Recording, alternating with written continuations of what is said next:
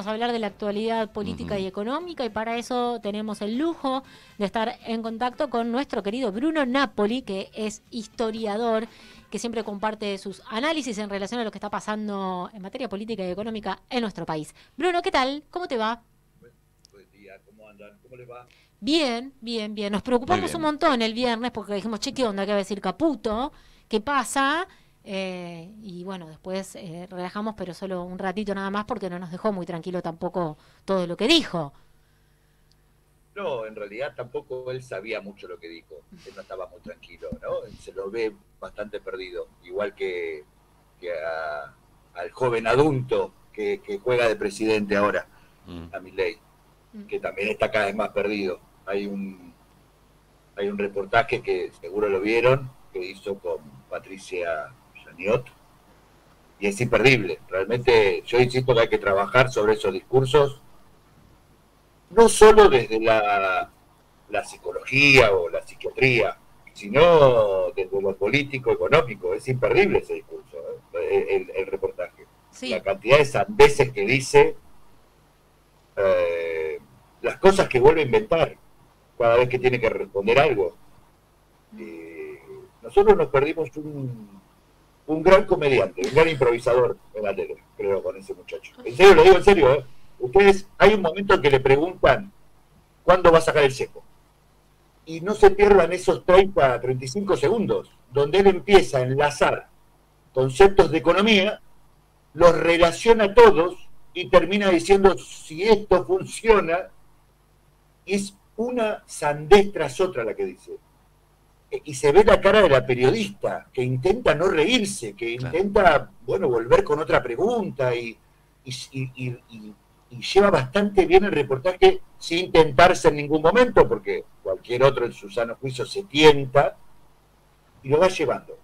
En ese delirio que está este muchacho, es que lo mandan a hablar a Caputo, al ministro de Economía, para decir cosas que también estaban fuera de lugar.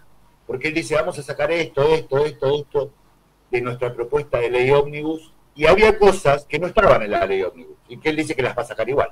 Claro. Así que tampoco sabía de qué estaba hablando, ¿no? Ganancias no estaba dentro de la ley ómnibus, era una ley aparte, y él dijo, lo retiramos del paquete fiscal de la ley ómnibus, esto, aquello. Eh, el peligro ahí de esa ley sigue siendo la delegación de facultades extraordinarias al Poder Ejecutivo, porque es como darle una ametralladora a un mono. Es así. O una motosierra. Sí, no, totalmente. Una motosierra. No, pero esto es una ametralladora a un mono, o sea, ahora no tiene límite.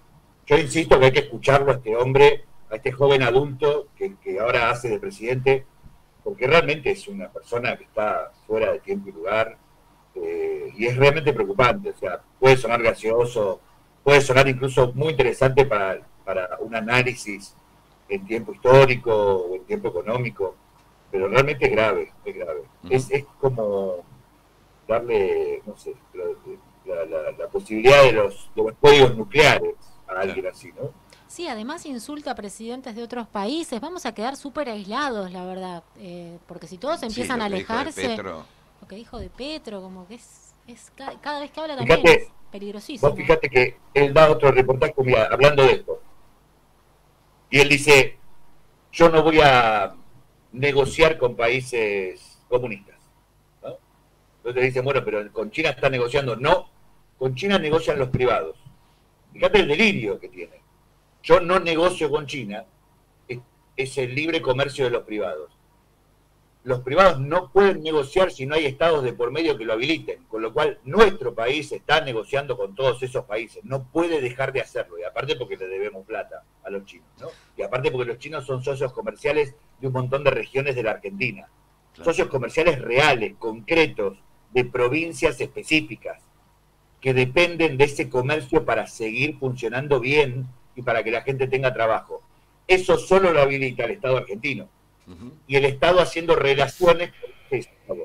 Y él, siendo presidente, sigue diciendo que eso esté sucediendo.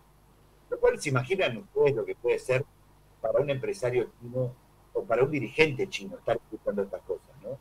Claro. Son mucho más pragmáticos, y continúan haciendo los negocios, continúan buscando algunas formas, pero bueno, es un delirio. En ese camino de incoherencias, un pito que es muy grave, insulta a otros presidentes, en el caso de presidente de Colombia, ¿no? Que fue un escándalo eso.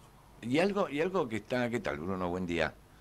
Y, y, Realidad. y algo que está mencionándose, se me ocurre que no solo informativamente, sino para completar el diseño de este mapa, está la provincia de Buenos Aires jugando fuerte, teniendo por el Pacto de San José la posibilidad de emitir moneda, teniendo la posibilidad, entiendo yo, vos me dirás si es así o no, como provincia de ingresar a los BRICS, de recuperar ciertos territorios, de generar una política sanitaria.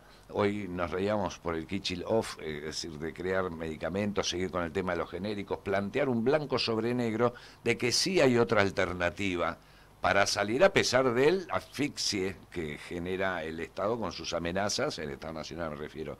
¿Cómo ves esa evolución y este fenómeno, ¿no? Volvemos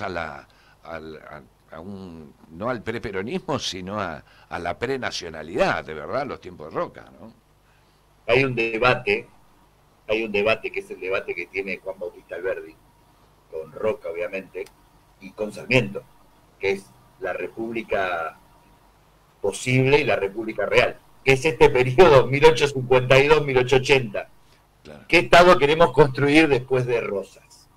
Después de 1852. Y es un debate fabuloso, donde ahí se está pensando, que finalmente triunfa el proyecto roquista, de hacer un Estado nacional fuerte, que se definen dos batallas.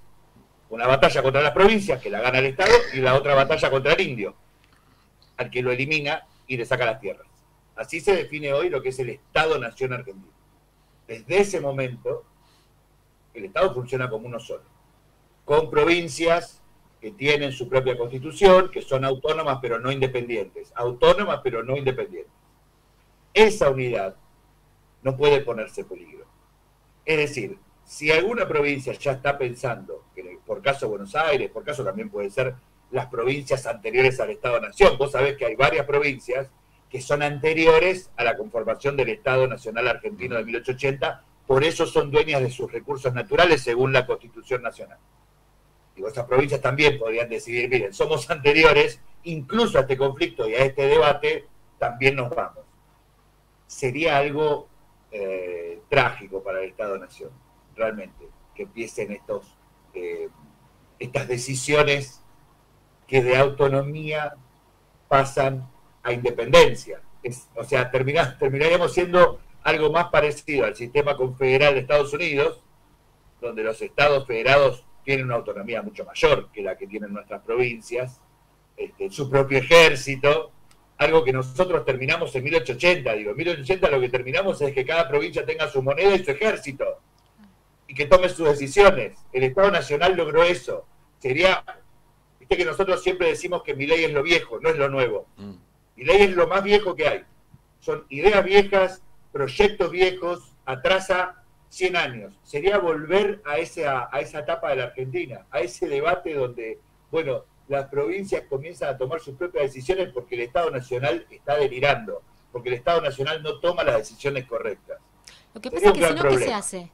¿Qué hace cada provincia? Por ejemplo, a mí me genera también mucha contradicción el tema de la moneda. Sé que, por ejemplo, La Rioja está avanzando, que hay muchos reclamos por parte de los trabajadores, porque eso genera un problema al interior también de la provincia, pero tenés otras provincias como... Afuera, Sí, además, ¿no? Porque es un bono, y vos tenés que viajar por el país con ese bono. Sí, y los comerciantes además, los comerciantes no comercian solo con La Rioja, pero digo, en este contexto, ¿qué haces? Tenés Sino San Luis, donde la gente está cobrando el sueldo en cuotas. Digo, ¿cuál es la forma de salir por arriba o de salir de alguna manera a esta situación terrible en la que estamos, que es con Milei diciendo y haciendo cualquier cosa, destruyendo? Digo, ¿cómo subsistimos ante esto? Ahí hay una cuestión que varias veces pasó también en la historia argentina, que es que los gobernadores se junten en una liga y se pongan firmes con determinadas decisiones frente al Poder Ejecutivo Nacional. Nosotros tenemos y estamos acostumbrados lamentablemente, y esto la verdad es por qué no decirlo, ¿no?, a una clase política que realmente tiene sus precios, ¿no? Digo, cuando los radicales anunciaron la ley ómnibus no pasa, hace un mes, un amigo con mucha maldad y con mucha sorna y con mucha experiencia, mucho más grande que yo, me dijo: Bruno, cuando vos escuches eso es porque la tarifa está subiendo.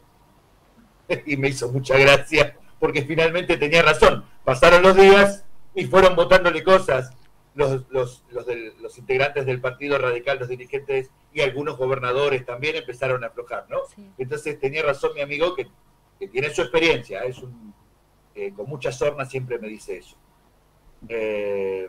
La verdad que si no hay una respuesta de esa clase política que se ponga firme a defender los intereses de la nación y entender que su provincia depende de que la nación le vaya bien, no va a ser fácil este desmembramiento. Sobre todo porque hay que tener conciencia de que este joven adulto que ocupa la presidencia no cree en la patria, no cree en la nación, es un anarcocapitalista, él no cree que el Estado deba existir. Para él tiene que desaparecer, con lo cual sería hacerle el juego a él que las provincias emitan sus propios bonos, se empiecen a separar, se empiecen a desmembrar, tomen sus propias decisiones. Sería mucho más lógico una unión de estos gobernadores en una región fuerte y que enfrenten al Poder Ejecutivo con otro elemento muy interesante, que fue lo que sucedió el 24 del 1. 1,5 millones de personas movilizadas en todo el país, incluso en distintas capitales del mundo. Lo de Italia fue muy impresionante, me mandaron imágenes de Alemania también. Increíble la movilización, ¿no? Entonces digo, también eso es un elemento grande de presión para que esta locura se encamine o tenga tal vez un epílogo ordenado. Sabés que hay un montón de elementos legales y constitucionales que lo permiten, para que no avance esta desintegración de cosas que estamos viviendo, que es demasiado rápida además. Siempre repetís, y hago mucho hincapié citándote en eso, que no hace falta ni siquiera generar nuevas legislaciones, nuevas leyes, modificar mucho, porque las leyes para corregir este rumbo están. Es cierto, existe un cuerpo legal muy amplio en la Argentina que permite hacer un montón de cosas, con lo cual, por eso es tan interesante que este muchacho, en su delirio, haya pensado que con solo 2 firmas de él, en la punta de la pirámide que él se imagina que es el Poder Ejecutivo, cuando no es así, porque él es un primus inter pares de 3 poderes. Claro. No es la cabeza monárquica del resto de los poderes, es un primus inter pares, por eso se llama primer magistrado, o primer mandatario de los mandatarios que tiene esta división de poderes en la Argentina. Él creyó en ese delirio que a su sola firma y con su mando iba a cambiar, iba a hacer lo que él quiere hacer, que es hacer desaparecer al Estado Nacional, que es su proyecto, hacer desaparecer el país. Sí. Y lo que bien señalás, Argentina tiene un digesto jurídico al que le sobran elementos para hacer los cambios que tenga que hacer. No hace falta romper todo, que es una falsa ruptura, ¿no? Digo, también es un falso rompa todo el de Milei, ¿eh?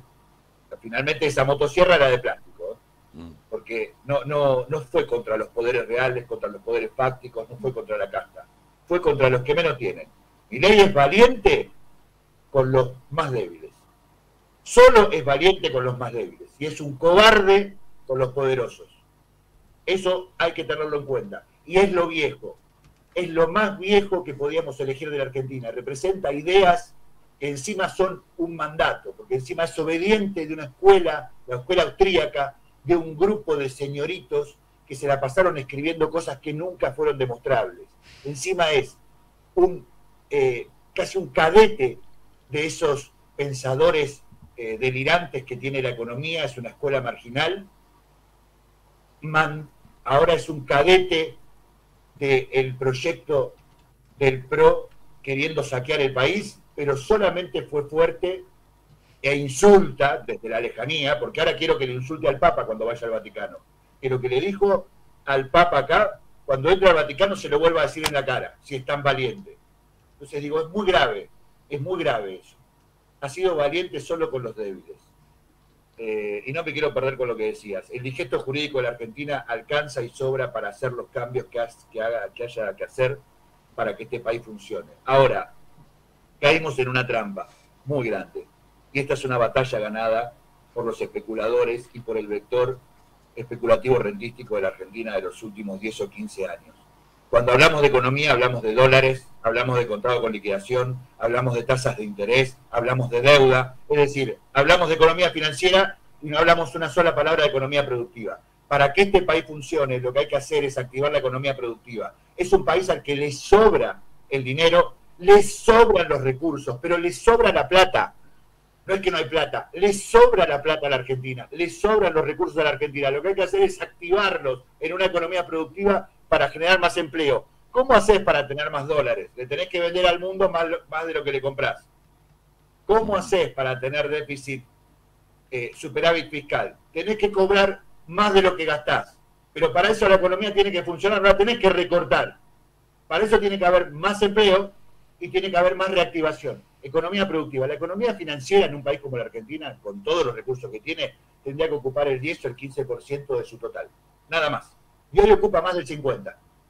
Hablamos de economía y hablamos de dólar, y hablamos de contado con liquidación, y hablamos de la cotización, de las cotizaciones paralelas, de la brecha cambiaria. Eso no es economía. Eso es la economía financiera, el 10-15% de la economía. Lo que hay que hablar es de la economía productiva, y es una batalla que perdimos, lamentablemente. Bueno, en su discurso de campaña no mencionó una sola vez a las pymes, no mencionó la palabra industria, no mencionó la palabra producción, no hay secretaria en ese sentido que impulse y que interceda, y esto que vos decías, la desgracia que sería, hay militantes de larga trayectoria, pensadores como considero el compañero Rachid, que hablan de este plan del Departamento del Estado en convertirnos en 3 o 4 republiquetas, ¿no? Y creo que el antecedente es Jujuy, con el intento de una nueva constitución, en donde Jujuy provincializó un conflicto nacional, no nacionalizó un conflicto provincial, porque lo que hizo Morales es de alguna manera un anticipo de lo que está sucediendo ahora, represión incluida. Sí, bueno, Morales se comporta como un dictador suelo dentro de su suelo.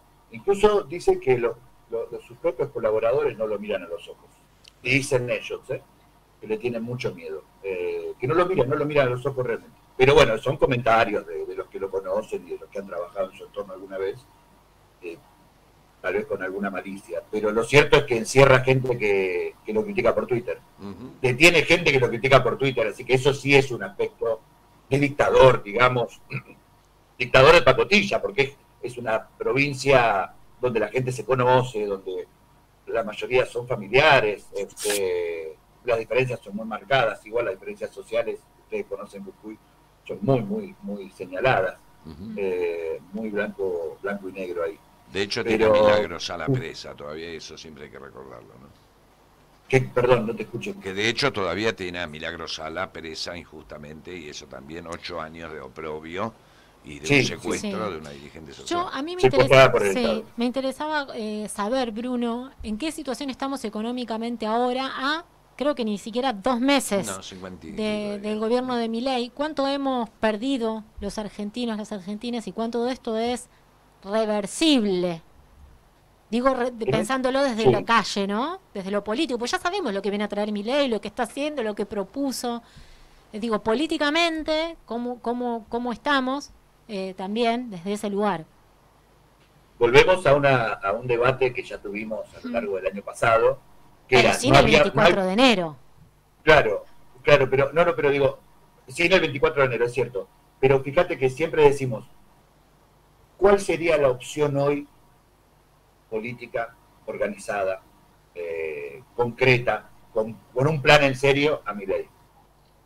La opción política no está, todavía no surgió. No surgió ese grupo de personas, porque tiene que ser un grupo de personas que piense la Argentina, que hable de economía productiva y no de economía financiera. Me quedé cuando decías cuánto perdimos en este mes y medio, y perdimos muchísimo, pero venimos perdiendo hace mucho porque este debate lo ganaron los especuladores. Hablamos como hablan ellos cuando hablamos de economía. Estamos cansados de que nos pregunten sobre deuda externa, cotización dólar, brecha cambiaria.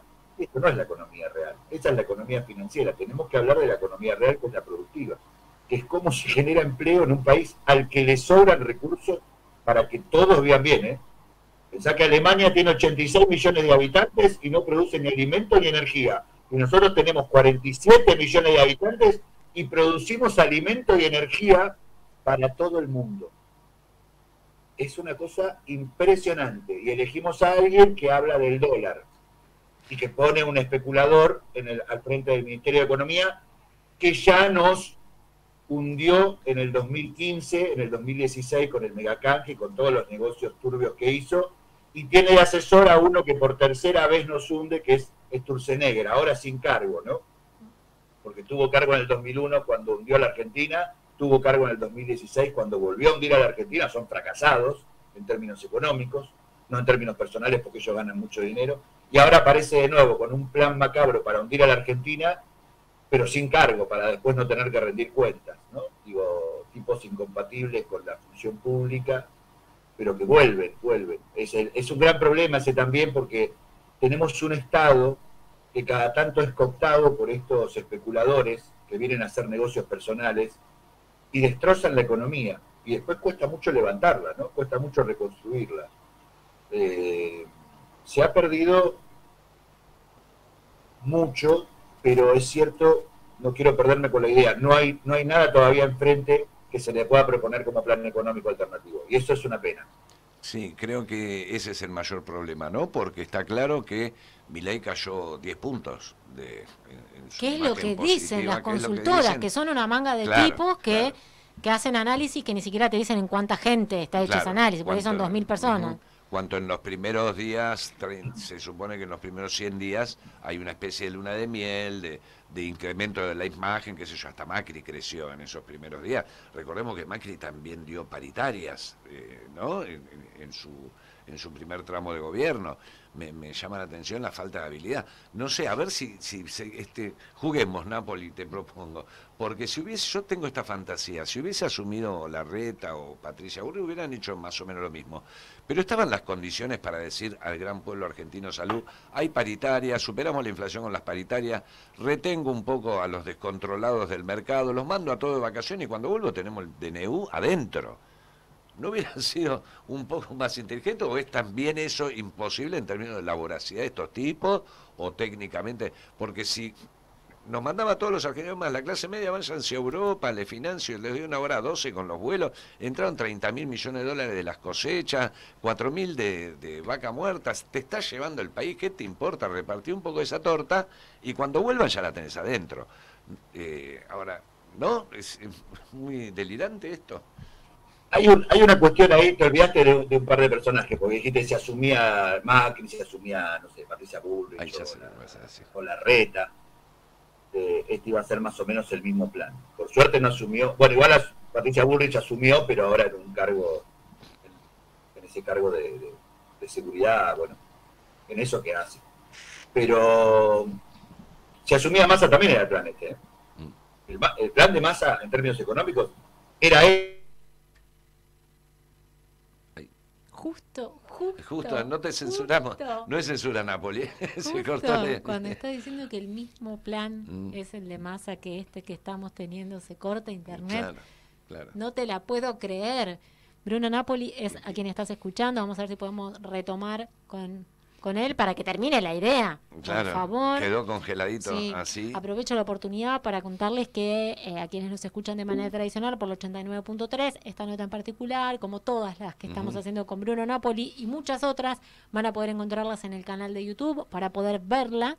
Así que suscríbete al canal de YouTube de Radiográfica, activa la campanita, así la plataforma directamente te avisa cuando hay un contenido nuevo, que hay un montón de contenido nuevo todo el tiempo. Todo el tiempo. Y además miles y miles de suscriptores que se suman y se incrementa y difunden gracias a ellos también. Hemos crecido, tuvimos reunión del colectivo del sábado, hemos crecido exponencialmente en cuanto a en general, pero en cuanto a YouTube en particular, es notable la circulación que tienen todas estas notas, ¿no? Sí, los contenidos que son diferentes a los que ofrecen otros espacios de comunicación y algo que mencionábamos al comienzo del programa, con lo que está pasando en nuestro país. Hay muchos espacios que se ven obligados a tener que cerrar o tener cuidado con lo que modificar la dicen. programación o tomarse unas vacaciones forzadas porque no se le puede, no se le quiere pagar a esos trabajadores. En fin, están pasando un montón de cosas y es muy importante también hacer saber que desde la gráfica hay un montón de contenido que estamos compartiendo, que pueden ir al canal de YouTube y ver de manera gratuita, obviamente, todo lo que ofrecemos y proponemos desde la gráfica. Retomamos el contacto con Bruno, no queremos perdernos justo lo que estabas diciendo, que el plan de Massa es el mismo que este, más o menos. Ni que piense que fue a propósito, Napoli. Loco. No, y además dije eso y se cortó la comunicación. Sí, Entonces sí, dije, sí, bueno, sí. ese el espíritu de Massa, que no, Claro. no lo damos por muerto, ¿no? Obviamente, pero estaba ahí presente. Él un poco No, políticamente sí, porque cuando Vos perdió sabés dijo que- que se retiraba. Mirá, sí, lo mejor que puede hacer es retirarse. Fue un muy mal ministro de Economía. Vamos si no charlamos estas cosas, viste, lamentablemente vamos a repetir. Agarró la inflación en 50% anual y en 15 meses la puso en 2,10. En 15 meses. Tenés que hacer las cosas muy mal. Viste que en economía, lo primero, una de las cosas que te dicen es no incentives a los sectores más competitivos, porque ya son competitivos, y sobre todo si ganan en dólares. Incentivar a los menos competitivos, así emparejan y empujan toda la economía. Bueno, él incentivó a los más competitivos. A los que ya ganaban en dólares, les dio un dólar diferencial que lo pagamos todos nosotros con pesos. Bueno, o sea, la verdad, y eso es una de las tantas que hizo. Fue un desastre como ministro de Economía. Entonces, ahora, su propuesta era esta, lo dijo su segundo, lo dijo Rubinstein la semana pasada. Dijo, si ganábamos nosotros, el plan era el mismo, pero de manera más amable.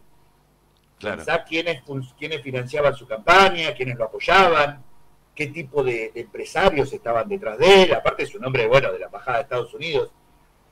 Es bueno charlar estas cosas, ¿sabes que es muy bueno charlar estas cosas para ponerlas blanco sobre negro y decir, bueno, entonces por ahí tampoco vamos? No, por supuesto, por ahí no vamos. Por lo que ya hicimos y por Massa tampoco vamos. Por eso no hay propuestas todavía. Y por eso no podemos agarrar a cualquiera. Porque Sí. eso fue un desastre y esto está siendo un desastre.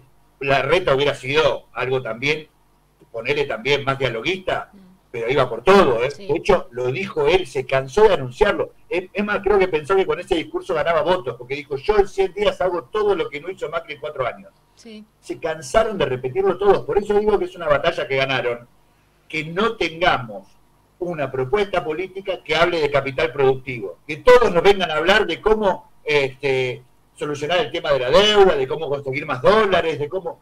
Y nadie te habla de la economía real. Todos te hablan de la economía financiera, que hay que agarrar el dólar, que hay que ponerlo acá, que hay que achicar la brecha. Ahora, Muchachos, no hay pasan sectores, por otro lado. Bruno, no hay sectores grandes de empresarios grandes de la EA o de algún otro sector, los tradicionales de la oligarquía nacional, que basaron sus fortunas en producir con ventajas, como decías vos, de dólares especiales y con las prebendas que tuvieron del Estado y todo. ¿No hay un sector que le haga un poco de ruido dentro de ese círculo rojo, dentro de esa economía, que su aparato, no sé, pienso, bueno, no precisamente en un Pablo Roca, pero que más allá de las prebendas que tengan en términos de poder hacer especulación con su guita, no les convenga que se destroce el aparato productivo, porque también ellos lo van a sufrir en esa dimensión. Más allá de que las personas se llenen de guita, esas empresas, entiendo yo, decime vos, van a quedar destruidas o no. Mira, hay un momento de estos proyectos individualistas que es el sálvese quien pueda, sacar la mayor ganancia y después vemos qué pasa. Lo que yo veo es eso. Y vos fíjate con lo que pasó con algunos precios, sobre todo con el precio de la carne. Pueden ganar lo que quieran. Se fueron a 8.000, 9.000 pesos, 10.000 pesos. Precio especulativo, no es precio real eso. Porque sabemos que en economía no existe la inflación contenida y todas esas cosas que inventaron también, que encima ganaron esa batalla, porque la gente termina diciendo esas tonterías de, no, esto es una inflación reprimida. No existe. Buscar cualquier manual de economía, el concepto de inflación reprimida, por favor, están locos. Son muy graciosos inventando palabras, pero son efectivos. Eso era un precio especulativo. Se llevaron la carne a 8.000 pesos. Hicieron una diferencia gigantesca y después retrotraen un poquito el precio a un precio que se acerca un poquito más Igual está lejos del real porque no puede valer lo que vale la cambio, ¿no? Y pasó eso con un montón de precios. Se tiraron a la pileta con precios de especulación muy altos y después lo trajeron un poquito. La diferencia que hicieron es grande. Yo lo que veo en estos tipos, en todos estos actores de la economía, es que están jugando a ver cuánto pueden ganar, cuánto dura y después si se ordena o no. Y en ese sentido ninguno está pensando en el otro, porque los proyectos individualistas son a costa del otro. El proyecto de este muchacho presidente y de los que lo siguen es un proyecto que reivindica el individualismo, y el individualismo siempre es a costa del otro. No es como los proyectos que reivindican la individualidad. Yo, que no soy colectivista, reivindico la individualidad de las personas. Reivindicar la individualidad de las personas es hacer valer tus características. Si yo reivindico tu individualismo, quiero que vos pises al otro. Y este es el proyecto de esta gente. Y los que lo acompañan están en la misma lógica de un proyecto muy individualista que es siempre a costa del otro. Y estos empresarios que no piensan en el bien común, porque la verdad que hay que decirlo, a mí, yo escucho a algunos economistas que los defienden, dicen, no, porque los empresarios también están... No piensan en el bien común. La verdad que tipos que te llevan el pan, la leche, el aceite y la carne a los precios que los llevan, no es pensar en el bien común. Es pensar en un individualismo extremo y en maximizar la tasa de ganancias mientras este muchacho esté en ese lugar en la Rosada. Y después, si es necesario, acompañarlo a la puerta del cementerio. Porque eso es lo que van a hacer, no les importa lo que haga él ni cómo le vaya, no les importa. Les importa maximizar su tasa de ganancia en un contexto encima de mucho desorden y sin conducción política de ningún lado, porque no aparece una conducción política tampoco que lo represente en otro lado. Sí, pero aparece la gente, pero sí aparece ahora la gente en la calle y los diálogos que se están dando. Yo hablo con un montón de gente y me hacen comentarios que personas que antes no hacían ningún tipo de comentarios sobre lo que está pasando. Eso no sucedía antes. Ahí me parece, empieza a haber como, no sé si es un entendimiento. Sí, eso es muy importante. Pero tiene que haber una representación de eso, porque la política argentina se mueve con representaciones. Nosotros, en nuestro sistema, incluso después de la reforma de la Constitución del 94, quedó bien claro que está bien que es... Fíjate qué interesante discusión que nos podemos dar en otro momento. El pueblo no gobierna ni delibera, sino a través de sus representantes. Siglo XIX. El mundo cambió. Esa constitución es vieja, incluso con las reformas del 94 sigue siendo vieja. Es muy interesante esa discusión. Ahora, ¿qué hacemos con eso? Tiene que haber formas de representación política, todavía sí. Todavía no podemos, y no se puede ya gobernar por asamblea, porque la asamblea funciona solo entre iguales. Por eso, en la Grecia antigua, la asamblea que decidía las cosas políticas era entre hombres libres y punto. Hombres libres y punto. No había esclavos, no había empleados de esos hombres, no había mujeres, era entre iguales. Nosotros no podemos hacer una asamblea entre iguales porque no somos iguales y está bien que no seamos iguales. Tenemos todos intereses distintos. Entonces necesitamos representantes. No existe una representación política de ese 1,5 millones de la calle del otro día. No existe. Y eso es un debate interesante. También es un debate interesante pensar formas nuevas de hacer política en un siglo XXI que tiene una constitución hecha en el 19. Que ya quedó un poquito vieja. Bueno, Bruno, quedará todo esto para la próxima, si te parece bien. Bueno, vemos en qué contexto estamos la próxima, porque todo viene tan rápido y tan cambiante, con tantas sorpresas, no sé dónde. Claro. No, bueno, es interesante porque esto también te permite ir a temas muy disímiles. Fíjate que hoy pudimos desordenar lo que íbamos hablando porque hay tanto, y esto está poniéndonos en cuestionamiento si va a seguir existiendo la Argentina o no. Yo hace mucho que no escuchaba de esta frase de nos vemos la próxima y si el país existe.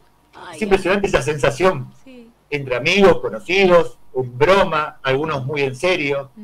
Esto nos pone en cuestión.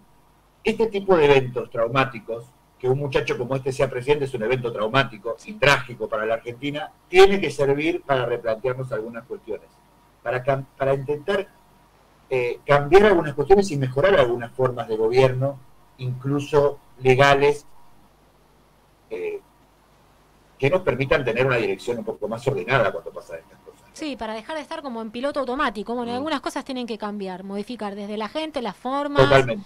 Y eso es saludable. Y más si, bueno, lo que teníamos eran proyectos más o menos parecidos. Todos similares. Entonces, bien, bueno, bienvenido sea. Hay algunos que dicen que del caos sale algo bueno, que puede salir algo bueno. No sé, qué sé yo. Veremos. Bruno, gracias como siempre. Nos vemos la próxima. Te mandamos un abrazo. Un abrazo enorme. Bruno Napoli, historiador que escuchás y ves en Desde el Barrio.